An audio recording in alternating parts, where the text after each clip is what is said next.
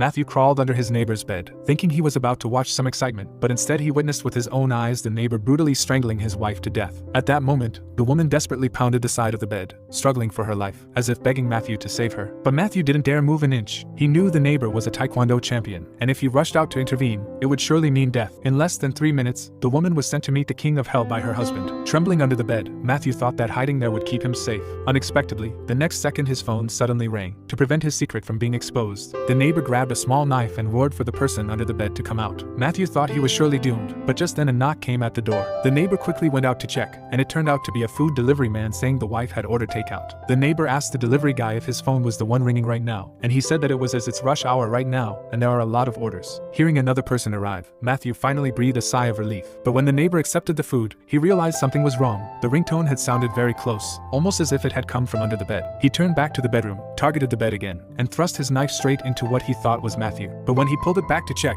he found he had stabbed only the teddy bear. Looking under the bed, he saw nothing, not a trace of Matthew. What he didn't know was that Matthew had slipped into the wardrobe when the neighbor went out to take the delivery. Just when Matthew thought he had escaped, the neighbor sensed someone in the room again. He raised the knife and slowly approached the wardrobe. Seeing how ruthless the man was while killing his wife, Matthew knew he couldn't just wait to die. He grabbed a clothes hanger, ready to fight for his life when the door opened. But just as the neighbor was about to pull the door open, the woman's corpse suddenly fell to the floor, twisting his expression in shock. Looking up, he saw it was the cat that had dragged it down. The neighbor quickly lifted the corpse back onto the bed, picked up his knife again, and once more demanded Matthew to come out. Matthew, who had just relaxed a little, tensed up again, clutching his hanger in desperation. Just then, another knock came at the door. He opened it, and noticed that it was just his lackey. The neighbor told the lackey that there is someone in the room, and the lackey rushed in with a knife. But when he opened the wardrobe, Matthew had vanished again. They searched the room high and low, but there was no trace of him. The neighbor began to think he was hallucinating, too stressed after killing his wife. The lackey felt eyes watching him from behind, and to calm down, they decided to go have tea. The moment they stepped out, Matthew crawled out from under the blanket. It turned out he had slipped from the wardrobe into the bed while the neighbor opened the door. The neighbor never imagined Matthew would be lying under the covers next to a corpse.